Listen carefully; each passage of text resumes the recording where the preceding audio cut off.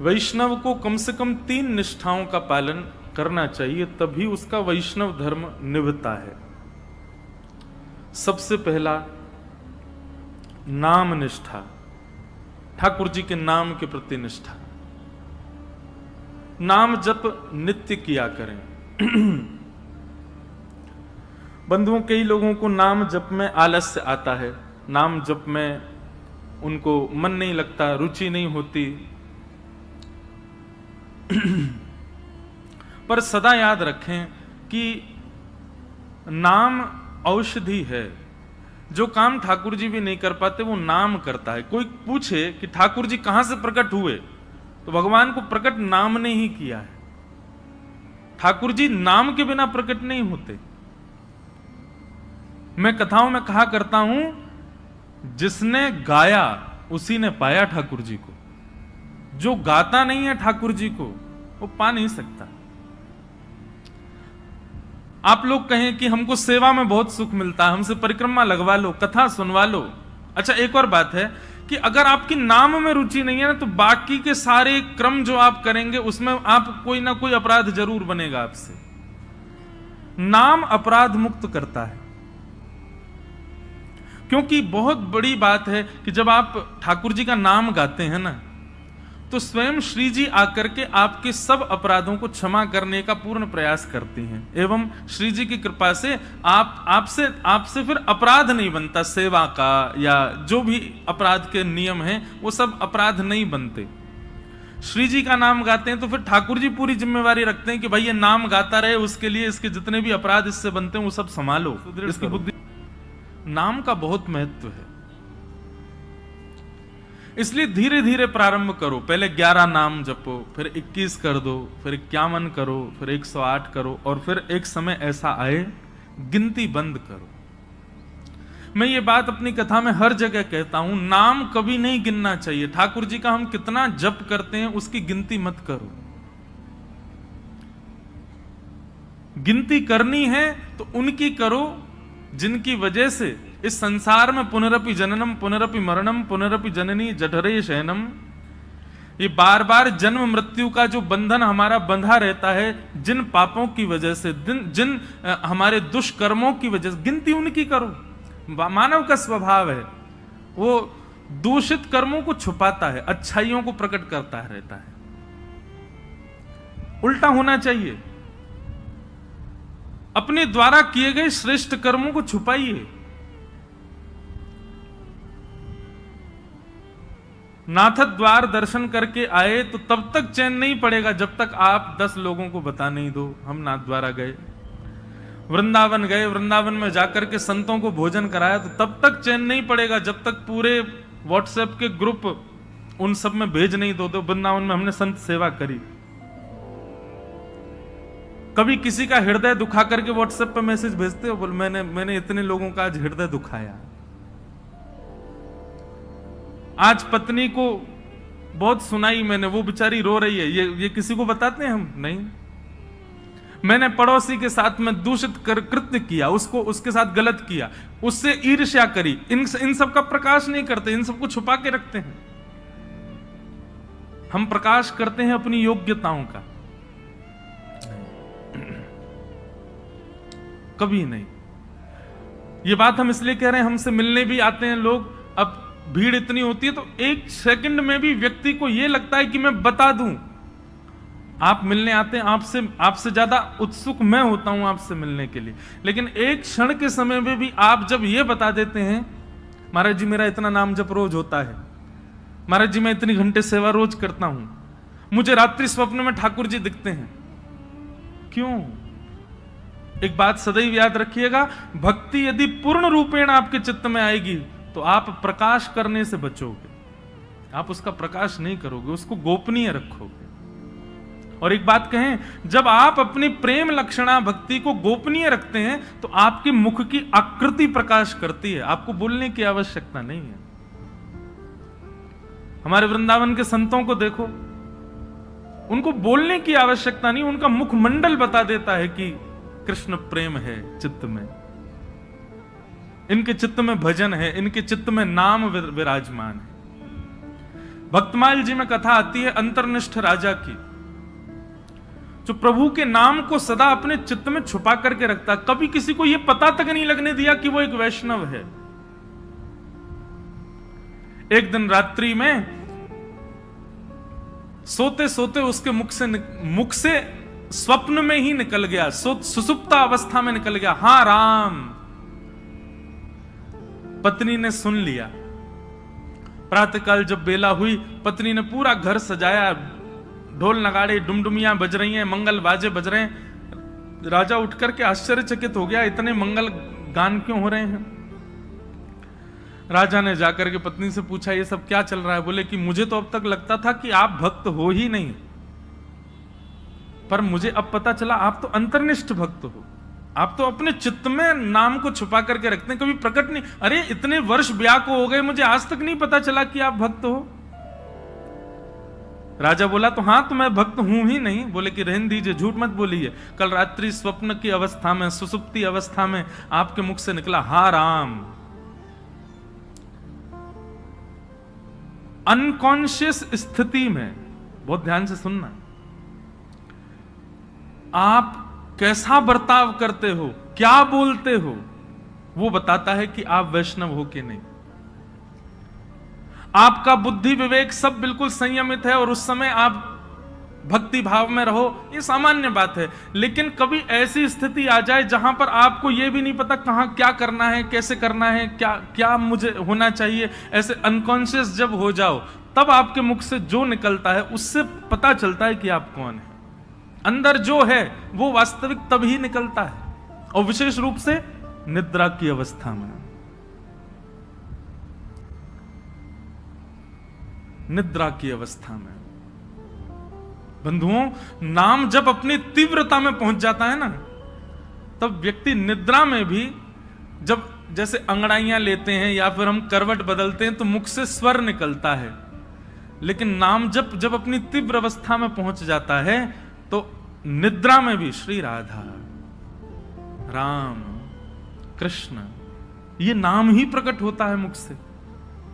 ऐसी स्थिति हो जाती है तन की। उस अंतर्निष्ठ राजा को जैसे ही पता चला कि मेरे मुख से राम नाम निकल गया, पत्नी से बोला, देवी अब तुम राजपाट संभालो और सब संभालना, अब मैं जीवित नहीं रह सकता। पत्नी बोली, क्यों? बोले, मैंने सदा जिस नाम को छुपा करके चित्त में रखा, अपनी पत्नी तक को नहीं पता चलने दिया, वो नाम जब मेरे मुख से निकल गया, मतलब मेरे तन का त्याग नाम ने कर दिया, अब मैं जीवित कैसे रह सकता हूं। प्राण रूप मान करके मैं नाम को अपने हृदय में छुपा करके रखता था, अब वही निकल गया तो मैं जीवित कैसे रहूं। और ऐसा कहते ही तत्क्षण राजा ने अपने प्राण त्याग दिए। इतना बलवान है नाम। तो वैष्णव की प्रथम निष्ठा होती है नाम निष्ठा। आज मुझसे किसी ने प्रश्न किया, नाम जपने की विधि क्या है? ये विधि विधान जो होते हैं ना, ये श्लोकों के लिए होते हैं, मंत्रों के लिए होते हैं, नाम के लिए कोई विधि नहीं। जपात सिद्धिर जपात सिद्धिर जपात सिद्धिर न संशय। उठते बैठते खाते पीते हंसते हर समय जपते रहो। नाम है ठाकुर जी का। आपका गुरु मंत्र जो है, गुरु श्लोक, गुरु मंत्र जो आपको मिला है, या द्वादशाक्षर मंत्र है, यो जो मंत्र की विधि है, उसके लिए तो आपको आसन चाहिए, स्वच्छता चाहिए, एक जगह बैठना, मन एकाग्र होना, ये सब चाहिए। पर नाम तो आप हर समय जप सकते हो, हर समय, हर क्षण। तो वैष्णव की सबसे पहली निष्ठा है नाम निष्ठा। इसलिए नाम को प्रारंभ कीजिए। अच्छा, नाम के प्रति 2-3 बातें ध्यान रखिएगा। नाम जपना भी एक सेवा है, और जैसे मंदिर की ठाकुर जी की सेवा है ना, उसमें अपराध नहीं होना चाहिए, उसमें लगन होनी चाहिए, उसमें तत्परता होनी चाहिए, उसमें स्वच्छता, शुद्धता और हृदय में प्रसन्नता होनी चाहिए। ठीक वैसे ही नाम भी एक सेवा है। जब आप कृष्ण बोलें तो आपके चित्त में त्रिभंग लली, वरहा पीड़म नटवर वपुः कर्णयो कर्णकारम, कस्तूरी तिलकम ललाट पटले वक्षस्थले कौस्तुभम, नासाग्रे वर मुक्ति कंतर तले वेणु करे कंकणम सर्वांगे हरिचंदनम सुललितम कंठे च मुक्तावली गोप स्त्री परिवेष्टितो विजयते गोपाल चूड़ामणि। कृष्ण कहते ही आपके चित्त में गोपाल जी प्रकट हो जाएं, उनके मधुर रूप का दर्शन होने लग जाए। श्री राधा कहते ही अति सुकुमारी अति सुकोमला हमारी वृषभानु नंदिनी किशोरी जी की झांकी आ जाए, और फिर उस नाम को ही कभी इत्र मान करके, उस नाम को ही पंचगव्य पंचामृत मान करके, उस नाम को ही वस्त्र मान करके, उस नामी की ही श्रृंगार करो, सेवा करो, माला पधराओ, सुंदर नाम से ही आरती करो, नाम का ही प्रसाद भोग अर्पित करो। इस प्रकार नाम से निष्ठा से सेवा होती है। केवल ये माला फेरना और जप पूर्ण करना, अपनी संख्या पूर्ण करना नाम जप नहीं होता है। चित्त में एक कुंज का निर्माण करो, सुंदर यमुना जी बह रही हैं, सुंदर हरे भरे वृक्ष हैं, पीछे सुंदर सुंदर गिरिकंदरा दिख रही हैं, बीच में एक सेज सजी है, उस सेज पर हमारे श्याम सुंदर विराजे हैं और नाम चल रहा है। नाम वृक्षों में भी दिखे, नाम सेज पर भी दिखे, नाम यमुना जी में भी दिखे, नाम पीछे के सुंदर गिरिकंदरा में भी दिखे, और नाम ठाकुर जी में भी दिखे। पर उसी नाम के जल से ठाकुर जी को अभिषेक कराया, उसी नाम के जल से ठाकुर जी को प्रक्षालन किया, उसी नाम के जल से, उसी नाम से ठाकुर जी को वस्त्र धारण कराया, उसी नाम से इत्र धारण कराया, उसी नाम से प्रसाद, उसी नाम से ही ठाकुर जी को आरती, और उसी नाम से बलैया। ऐसी पूरी एक सेवा की विधि है। उस सेवा को मानसी रूप में करते हुए नाम जप करना, यह नाम निष्ठा है। ऐसे नाम जप होता है। नाम जप का दूसरा रूप, आज जितना हुआ है कल उससे अधिक होना चाहिए। अगर नाम जितना आज है कल भी उतना ही है, और बल्कि परसों कम और हो गया, तो इससे नामापराध होता है। नाम बढ़ना चाहिए, नाम बढ़ाओ। नाम के प्रति दूसरी भावना, कोई यदि आपसे पूछे कि आप क्या जपते हो, तो पहले परख लीजिए। यदि वो अधिकारी हो तो ही बताइए, नहीं तो उसके सामने प्रकाश करने की आवश्यकता नहीं है। अपने आप को ऐसा बता दो, नाम तो कुछ करते ही नहीं, महासंसारी हैं हम, तो पापी पामर जीव हैं। अपने आप को मत दिखाइए कि आप नाम जापक हैं। कोई यदि पूछे और लगे कि हाँ ये वैष्णव है, कोई गुरुजन पूछे, हम पूछ लें, हम तो वैसे हम भी संसारी हैं, हम पूछे तो मत बताओ। कोई संत पूछे, कोई महापुरुष पूछे, कोई वैष्णव पूछे, तो उनको उजागर करो। सबके सामने उजागर नहीं। यहां लोग बताते फिरते हैं कि हम कितना नाम जप कर रहे हैं, क्यों नहीं, ये नामापराध है। सबके सामने अपने नाम का प्रकाश मत करो। भाई, अगर किसी भाव से आपका प्रेम बढ़ रहा है, उस भाव को गोपनीय रखो ना, उसको प्रकाश करने की आवश्यकता क्या है। तो नाम में इस बात का ध्यान रखें कि अगर कोई व्यक्ति अयोग्य, किसी को मत मानो, लेकिन यदि आपको अनुभव हो जाए कि ये वैष्णव भाव में नहीं है, बस ऐसे चलते फिरते पूछ रहा है, तो उसके सामने अपने आप को मूर्ख ही घोषित करो। ये मत बताओ कितना नाम जपते, नहीं तो नामापराध होता है। तो सबसे पहली वैष्णव की निष्ठा होती है नाम निष्ठा। वैष्णव की दूसरी निष्ठा होती है तुलसी निष्ठा। उसके तन पर यदि तुलसी स्पर्श नहीं है, तो ठाकुर जी उसके हाथ से सेवा तो बहुत दूर की बात है, जल भी स्वीकार नहीं करेंगे। इसलिए आपके तन पर तुलसी स्पर्श होना बहुत आवश्यक है। यह वैष्णव की दूसरी निष्ठा है। कई लोग पूछते हैं तुलसी धारण करने के लिए, आप लोग धारण कर लीजिए, लेकिन उसके बाद लोग पूछते हैं महाराज जी, अगर हम तुलसी धारण कर लें और कहीं कुछ खाना पाना हो तो तुलसी धारण करने के बाद में एक नियम का पालन आपको निश्चित रूप से करना है कि कुछ भी खान पान ऐसा नहीं करना जिससे तुलसी का अपराध बने।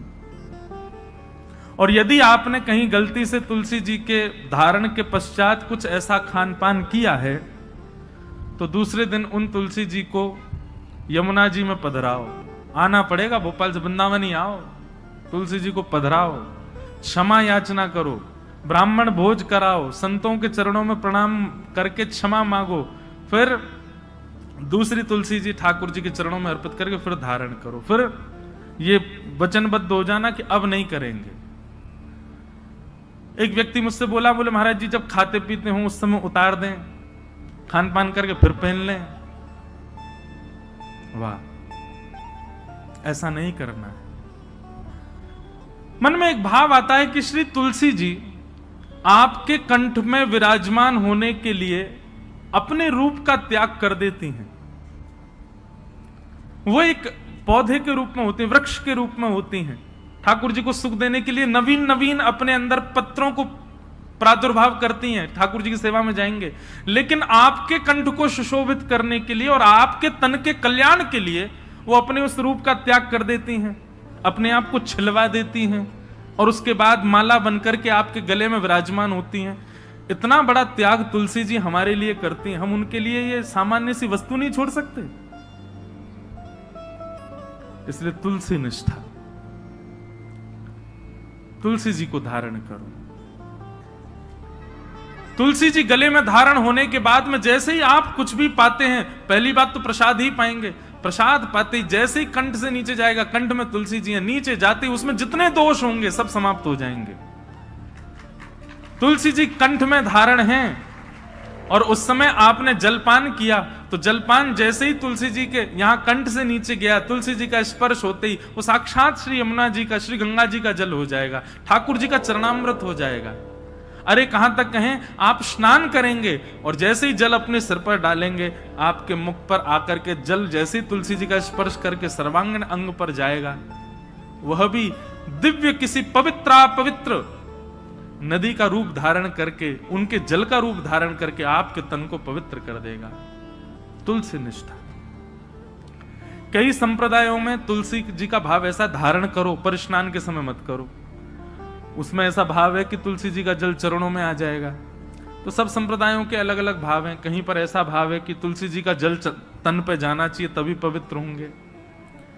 तो अपने अपने गुरुजनों की प्रणाली के अनुसार आप उसका कर सकते हैं भाव। कई मन में भाव रखते हैं कि हम शौचाचार के लिए जाएं तब तुलसी जी को उतार दें।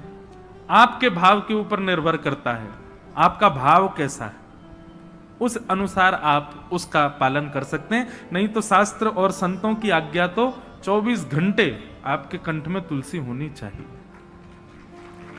तो दूसरी निष्ठा क्या है? तुलसी निष्ठा।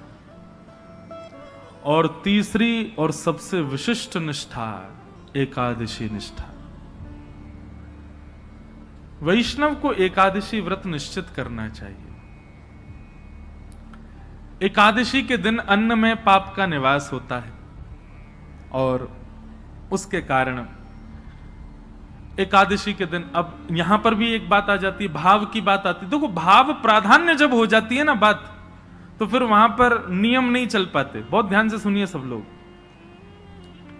अब हमारे राधा वल्लभी है और हमारे हरिदासी वृंदावन के, वहां पर अधिकतर एकादशी नहीं मानी जाती। क्यों? उनका भाव ऐसा है कि भाई ठाकुर जी का भोग है, कल हमने ठाकुर जी को भोग लगाया, वो अन्न था जिसको हमने भोग लगाया, प्रसाद बन गया। अब आज एकादशी है, हम उस प्रसाद में फिर ये कर रहे हैं कि नहीं आज एकादशी, आज तो हम उसको पा ही नहीं सकते। तो ठाकुर जी का भोग, उसमें एकादशी पर अन्न कैसे हो सकता है? हम प्रसाद को अन्न कैसे मान सकते हैं? इसलिए कहीं ये भाव उत्पन्न ना हो, इसलिए कई हमारे आचार्य चरणों की प्रणाली में भाव से एकादशी का नहीं नियम माना जाता। पर आजकल के मॉडर्न जमाने में करवा चौथ भी नहीं रखती कई माताएं। क्यों? अरे मेरा ब्याह हुआ, मेरा पति इतना फल फूल रहा है, उसके लिए मैं भोजन क्यों त्यागूं? मैं तो खूब रज रज के पाऊंगी इसलिए माताएं पाती हैं। देखो कितना भी आप पाओ, लेकिन जब करवा चौथ के दिन कोई मां कोई बहन अपने पति के लिए व्रत करती है, एक दिन के लिए किया गया व्रत वो शोभनीय लगता है, सुंदर लगता है, उसमें कोई पीड़ा नहीं, सबको अच्छा लगता, बल्कि माताएं सौभाग्य मानती हैं कि हम व्रत करें। और आजकल तो भाई लोग भी करते हैं पत्नी के लिए। अच्छा है, आप लोग ज्यादा एक्सपीरियंस्ड हो, हमको नहीं पता, लेकिन हमारे लिए तो भैया एकादशी जो है ना, हमारे प्रियतम के लिए ये करवा चौथ का व्रत है हमारा। हम अपने श्याम सुंदर रूपी प्रियतम के, अच्छा लोग कहते हैं आयु बढ़ती आदि आदि, जो भी कुछ भी बढ़े ना बढ़े, लेकिन हाँ करवा चौथ का व्रत जब मां करती है तो उसका अपने पति के प्रति प्रेम बढ़ता है। पति को भी लगता है अरे मेरी वजह से बच्चा भूखी प्यासी बैठी सुबह से। भाई सेक्रीफाइस जो होता है ना, ये प्रेम में बहुत आवश्यक है। और अन्न जो है ना, ये हमारे प्राणों को धारण करता है। अगर हम उस अन्न के प्रति एक दिन का सेक्रीफाइस करते हैं तो उसमें कौन सी बड़ी बात है। और भाई ऐसे सेक्रीफाइस यदि अगर रोज करो, सब जानते हैं एकादशी कैसी होती है, कूटू की पकौड़ी, कूटू की कचौड़ी, समा के चावल, मखाने की खीर अगर व्यक्ति एकादशी वाला फलाहार नित्य करने लग जाए तो 7 दिन में 5 किलो वजन बढ़ जाए उसका। आप बाकी के दिन इतना नहीं पाते जितना एकादशी, और एकादशी के दिन तो कई लोगों को वैसे तो 3 बार पाएंगे, नाश्ता, भोजन, रात्रि भोजन। एकादशी के दिन 6 बार पाते हैं। बोले हमारा व्रत और है, बार बार कहते और है इस बात को, व्रत है आज हमारा। सब बातों की बात एकादशी करनी चाहिए। और उसके पीछे भाव क्या है, हम अपने प्रियतम के लिए बस हमारा भक्ति में प्रेम बढ़े, हमारी प्रेम लक्षणा भक्ति बढ़े, हमको वो और प्रिय लगे, उसके लिए हम व्रत कर रहे हैं। अन्न जल का त्याग करके, फलाहारी होकर के व्रत कर रहे हैं। पर हम एक बात आपसे निवेदन करें, एकादशी में कुछ चीजें और मिलाइए। व्रत का मतलब क्या होता है, हमने एक पर्टिकुलर वस्तु का त्याग कर दिया। पर एक बात मेरे मन में कभी कभी आती है कि अन्न का त्याग करना कोई बहुत बड़ी बात नहीं है। आजकल के बच्चे सो करके उठते 12 बजे हैं और 12 बजे उठते हैं तो फिर भोजन पानी उनका ऐसे ही अस्त व्यस्त ही रहता है। आजकल के बच्चे एक समय ही भोजन कर लें वही बहुत है। तो भोजन का त्याग करना कोई बहुत बड़ी बात नहीं है। कई लोग बिना भोजन के भी निकल जाते हैं, बिना भोजन के भी रह लेते हैं। ये उस समय बड़ी बात थी जब और साधन नहीं थे, जब हमारे पास में टीवी नहीं था, हमारे पास में फोन नहीं था, इंटरनेट नहीं था, ये सारी आधुनिकताएं नहीं थी। तब मानव का एक ही काम था, काम करो भोजन पाओ, काम करो भोजन पाओ। भोजन ही सब कुछ होता था। उन कालों में उस भोजन को त्यागने के लिए व्रत की विधा बनाई गई। पर आज वास्तव में व्रत उस वस्तु का होना चाहिए जिसके बगैर आप एक क्षण नहीं रह सकते। उस वस्तु का व्रत होना चाहिए। तो कई बातें हैं। एकादशी में 2-3 चीजें जोड़िए।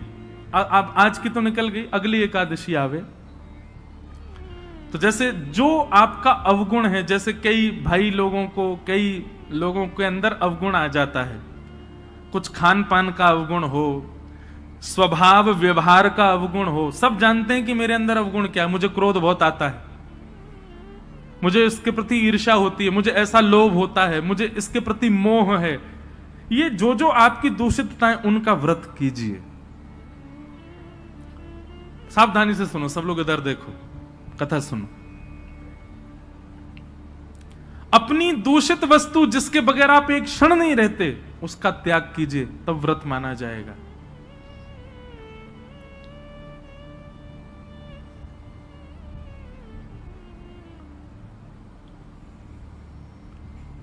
निकालिए, लिस्ट बनाइए, ऐसे कौन कौन सी वस्तुएं हैं जिनके बगैर आप एक क्षण नहीं रह पाते। संसारी वस्तु, उसका व्रत कीजिए, एक दिन व्रत कीजिए। अगली एकादशी पर नियम बनाओ। सबसे ज्यादा तो फोन ही है भैया, उसके बिना ही नहीं रह पाते हम। अगली एकादशी प्रयास करके देखो। हम अपने ऊपर इसलिए लागू नहीं कर सकते, हम तो सफर में रहते हैं, इधर उधर आना जाना लगा रहता है, तो कुछ ना कुछ काम रहते हैं, तो इसलिए हम वो तो नहीं करते। फिर एकादशियों पर इंद्रियों की एकादशी करो, जैसे नेत्रों की एकादशी। नेत्रों की एकादशी मतलब आज नेत्रों से केवल और केवल ठाकुर जी और ठाकुर जी के भक्तों का दर्शन करेंगे। ठाकुर जी का दर्शन और ठाकुर जी के भक्तों का दर्शन। तो एकादशी के दिन बस लगे हैं, अब नहीं जा सकते वृंदावन तो फोन पे ही दर्शन करो। राधा वल्लभ जी, राधा रमन जी, श्री वृंदावन बिहारी लाल जी, गोविंद देव जी, गोपीनाथ जी, द्वारिकाधीश जी, बद्रीनाथ जी, सुबह से लगे दर्शन करने में। और वैष्णवों का दर्शन करो, चुन करके निकाल के अपनी बाइक गाड़ी जाओ, संतों के यहां जाओ, वैष्णवों के यहां जाओ, जाकर के उनको प्रणाम करो। एकादशी ऐसे व्यतीत करो। नेत्रों की एकादशी। कानों की एकादशी क्या? आज इन कानों से केवल भगवत चर्चा सुनेंगे। सूर्योदय से लेकर के सूर्यास्त तक और कुछ करना ही नहीं है, कीर्तन और भजन, केवल भगवत चर्चा ही श्रवण करनी है। कानों की एकादशी। मुख की एकादशी दो प्रकार से हो सकती है, या तो मौन रहो या फिर केवल और केवल भगवान नाम ही कहो, और कुछ बोलना ही नहीं है, केवल भगवान नाम। मुख की एकादशी। हाथों की एकादशी कैसे? निकालो, सवेरे निकल जाओ 6 बजे महाराज, मंदिर जो हैं आपके क्षेत्र में सबकी सफाई करना, सब जगह जाकर के स्वच्छता करना, सबके ठाकुरों की सेवा करना, हाथों से सेवा। पैरों की एकादशी, प्रदक्षिणा करो, परिक्रमा, गैया की परिक्रमा, माता पिता की परिक्रमा, मंदिरों की परिक्रमा। ऐसे भैया अपने तन से एकादशी करो, केवल अन्न छोड़ने मात्र से काम। ये आगे की विधा है, पहले अन्न से ही शुरू कर लो, पर शुरू करो। ये 3 निष्ठाओं का यदि आपने पालन कर लिया तो दावे से कह रहे हैं अंतिम श्वास से पूर्व ही ठाकुर जी का निश्चित दर्शन होगा, निश्चित ठाकुर जी अनुग्रह करेंगे। और भाई प्रयत्न तो करने पड़ेंगे, बिना प्रयत्न के ठाकुर जी तो नहीं मिल रहे। हम इतने बड़े भक्त तो है नहीं कि ठाकुर जी बेचारे हो कहे कछु ना करे, आज में ले आओ याते। कछु तो करो, ऐसे तो कछु जीवन में लाओ जैसे लाल जी आप सो प्रसन्न हो, आवे आपके समीप। और एक बात मैं आपसे कहूं, पाव भाजी खा लो बाहर किसी ढकेल पर, 20 रुपए का मिल जाएगा। वही पाव भाजी 5 स्टार होटल में खाओ 500 रुपए का। क्यों? प्रस्तुतिकरण में भेद है। ऑफरिंग, वो ऑफर करने का नतीजा है कि वहां महंगा है, यहां सस्ता है। ठीक वैसी भक्ति भी है। एक लोटा जल लिए, उसी में तुलसी डाल दी, उसी में चावल डाल दी, उसी में रोली डाल दी, उसी में चीनी डाल दी, उसी में सब डाल दी, जा गए शंकर जी पर चढ़ा के और नियम करके त्रिपुंड लगा के बेलपत्र चढ़ा के सिर पे लेके आ गए। एक तो ये ऑफरिंग है और एक दूसरी ऑफरिंग है, सारी सामग्री बढ़िया सुंदर सजा करके लेकर के गए, एक एक करके एक एक सामग्री शंकर जी पर चढ़ा रहे हैं, सुंदर कोमल हाथों से शंकर जी के सुंदर अभिषेक कर रहे हैं, और उसके बाद में सुंदर इत्र लगा करके त्रिपुंड लगा करके प्रणाम करके खूब देर रज रज के भाव से करके आ रहे हैं। दोनों में अंतर है कि नहीं? भक्ति में प्रस्तुतिकरण देखिए आप कैसे प्रस्तुत कर रहे हो। केवल करना है ये नहीं, इससे बढ़िया तुम मत ही करो। केवल एकादशी करनी है, हमको अन्न नहीं खाना, लेकिन पूरे नाक में दम कर दिया घर के में, जे बनाओ जे बनाओ, भूख लगी है केला लाओ, ये बनाओ ये करो। ऐसी काहे क्या फायदा? एकादशी एकादशी जैसी दिखनी चाहिए, उसका प्रस्तुतिकरण ऐसा रखो। ये जो भाव हम आपको बता रहे हैं, हम तो 10% बताएंगे, बाकी आपको विचार करने पड़ेंगे। अब अगली एकादशी होगी, उसमें क्या करना चाहिए जिससे ठाकुर जी प्रसन्न हो। क्योंकि एकादशी के दिन ठाकुर जी दोनों नेत्र खोल करके सब पर दृष्टि डाल करके सबकी क्रियाएं चेक करते हैं। एक प्रकार से ये समझ लीजिए एकादशी अवसर है, 15 दिन में जो आपने किया उससे निवृत्त होने का अवसर है। इसका मतलब ये नहीं कि 14 दिन सब आपने किए, बोले एकादशी आई रही है सब बढ़िया कर लेंगे उस दिन। अवसर है, अवसर मिला, अब अगले दिन से प्रयास करें कि अब दूषित नहीं करना है। बहुत सारे भाव हैं, मैं तो बोलते ही चला जाऊंगा। हमारे गुरुदेव एक बात कहते हैं कि भाव थोड़े कह करके और फिर आगे बढ़ो। मैंने कहा क्यों गुरुजी, पूरा प्रस्तुतिकरण ही कर? बोले नहीं, कुछ गृह कार्य रहने दो ना, उनको भी सोचने दो, श्रोताओं को भी।